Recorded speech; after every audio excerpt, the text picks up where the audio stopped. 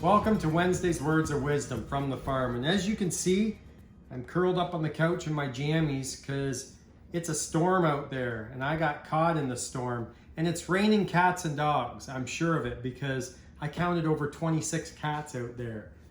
Speaking of cats, we had someone that found a cat abandoned there on a side road out in the country, and they dropped him off, and we've nicknamed him Boots. He's pretty, see his little white boots there?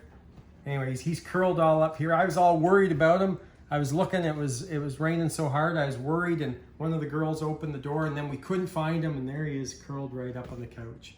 This little guy saw that I was down. I was going through a little bit.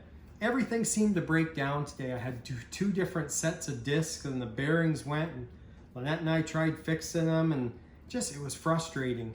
And I was at my wit's end. And all of a sudden I felt something on my lap, and it's this little Boots there, both paws looking up just to see that I was okay. It brought me out of that little funk I was in. It was pretty neat. And then I ran down the road and I got a load of wood, and it started to torrential downpour, and that's when I got caught in it. And I flew into the shed there, and I realized I forgot my truck at the other farm with the windows wide open. And so I called my neighbor, and the neighbor came right flying down the road, took me down there, got my truck.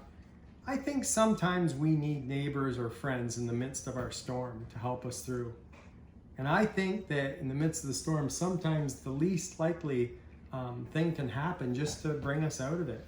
I want to read for you here what it says here in Isaiah 25:4-5. It says here, "You have been a refuge for the poor, a refuge for the needy in their distress, a shelter from the storm and a shade from the heat." And then in Psalms 107:28 says, "And they cried out to the Lord in their trouble, and he brought them out of their distress.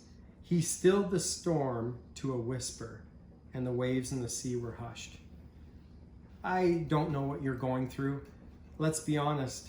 It's not whether or not we're going to go through storms. We're going to go through storms. It's how do we get through them. Maybe you feel alone in the midst, or maybe you have a friend or a neighbor or a cat that brings you through it. If you feel all alone, you cry out to God in your distress, and He'll make that storm into a whisper. And you know, we're going through a bit of a storm right now with my mom. She just took a fall. She's in the hospital right now. Keep her in your prayers. But we're getting through it, and she's trusting in the Lord with everything.